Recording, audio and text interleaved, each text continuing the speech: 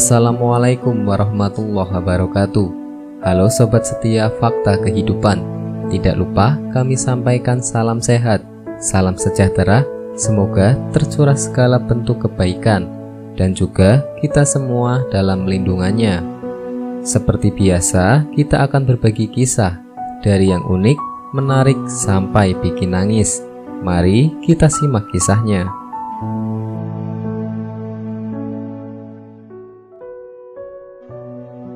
Nauzubillah. Berikut ini 5 golongan orang rajin sholat namun jauh dari Allah. Siapa sajakah mereka? Ibadah sholat adalah tiang agama bagi mereka yang beriman. Sholat adalah hal wajib yang tidak boleh ditinggalkan dalam keadaan sakit sekalipun.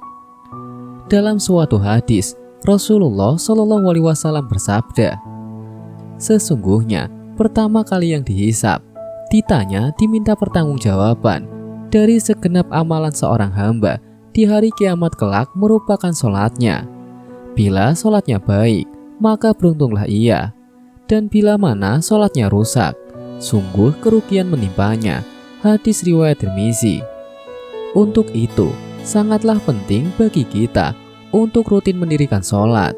Namun untuk mendapatkan ridho dan surga, tidak hanya dengan rajin menjalankan sholat. Hal itu hanya dilakukan dengan penuh kesadaran, tidak sebatas sebagai rutinitas harian, serta tetap dibarengi dengan menjaga akhlak serta hubungan sesama dengan manusia, agar tidak menjauhkan kita dari Allah SWT. Rajin menjalankan sholat tentu merupakan hal yang sangat baik dan mulia. Namun hal tersebut tidak lantas menjamin seseorang menjadi hamba yang dekat dengan Allah SWT. Lalu siapa sajakah orang yang rajin sholat namun justru jauh dari Allah SWT, dan seperti apa cirinya? Berikut ini adalah orang yang rajin sholat namun justru jauh dari Allah SWT. Yang pertama, orang yang lalai dalam sholat.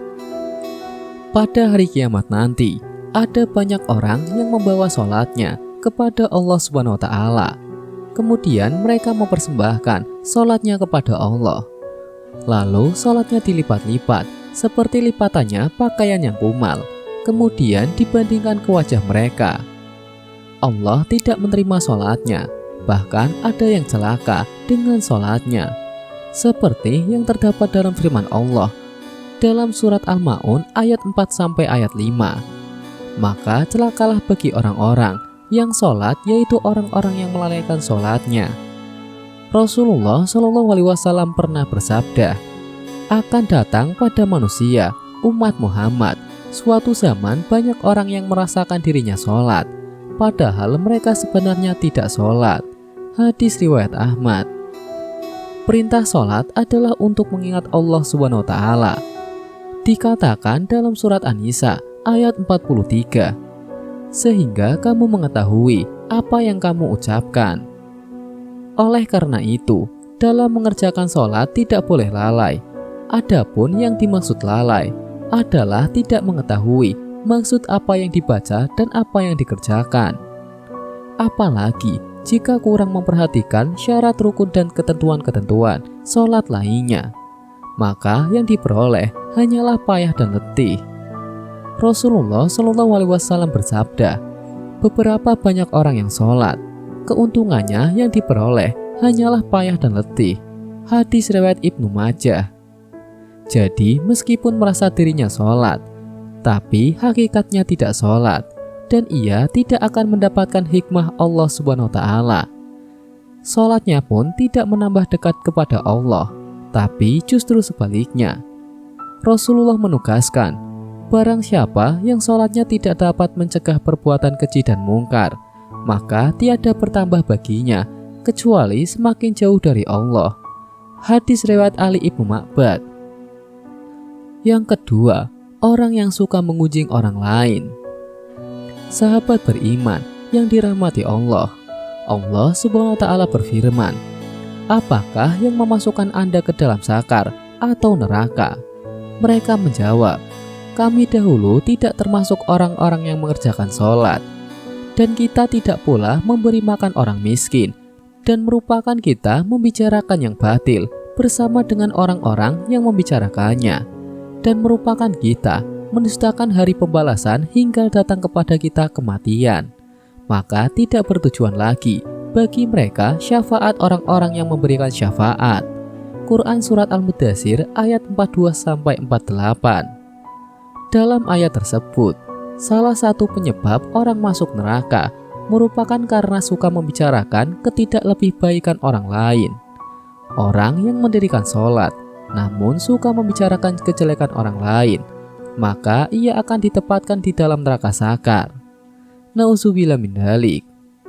Yang ketiga, orang yang acuh pada sesama. Dalam sebuah hadis, Rasulullah SAW menyebutkan bahwa salah satu cara mendekatkan diri kepada Allah ialah bersifat dermawan dan senang membantu orang lain, terutama kepada orang yang sedang kesulitan. Rasulullah SAW bersabda, orang yang dermawan dekat dengan Allah, dekat dengan manusia, dekat dengan surga. Sedangkan orang yang bakhil atau pelit jauh dari Allah, jauh dari manusia, dan dekat dengan neraka. Orang yang dermawan insya Allah akan menemukan kenikmatan di dalam sholatnya.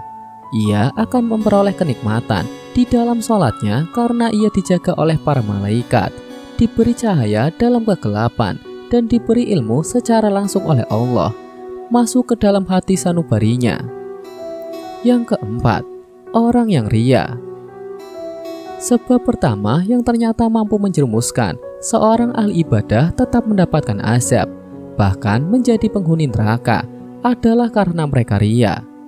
Hal tersebut terjadi apabila semua amal saleh yang dilakukan selama di dunia itu bukan untuk mencari ridho Allah, melainkan dilakukan karena ingin ria atau pamer mengharap pujian dari manusia. Allah Subhanahu wa Ta'ala berfirman, sesungguhnya orang-orang munafik itu menipu Allah, dan Allah akan membalas tipuan mereka. Dan apabila mereka berdiri untuk sholat, mereka berdiri dengan malas. Ia bermaksud ria dengan sholat di hadapan manusia, dan tidaklah mereka menyebut Allah kecuali sedikit sekali. Quran Surat An-Nisa ayat 142. Oleh karena itu, sebaik-baiknya amalan adalah amalan yang dilakukan ikhlas dan murni lillahi ta'ala, hanya demi Allah, dan cukuplah kita berharap pada ridho dan balasannya atas apa yang telah kita lakukan, karena Allah Subhanahu wa Ta'ala adalah seadil-adilnya pemberi balasan. Menjaga hati dan niat merupakan hal yang harus kita jaga dalam melakukan apapun, agar semua amalan tersebut tidak berujung sebagai cambuk bagi kita yang membuat kita menjadi ria kepada sesama. Yang kelima, orang yang suka berdusta. Berdusta merupakan salah satu dosa besar dan diancam siksa pedih di akhirat kelak. Di zaman semacam ini, kebohongan tampaknya sudah menjadi suatu kebiasaan di kalangan masyarakat. Padahal sekecil apapun, suatu kebohongan akan tetap dianggap sebagai dosa besar. Meskipun ada seseorang yang rajin sholat dan beribadah, namun jika lisannya suka berbohong, maka sholatnya dan ibadahnya akan sia-sia semata, karena kebohongan itu akan menghapus amal-amalannya. Jika ia mati dalam keadaan bertobat kepada Allah, maka dia akan dimasukkan ke dalam neraka.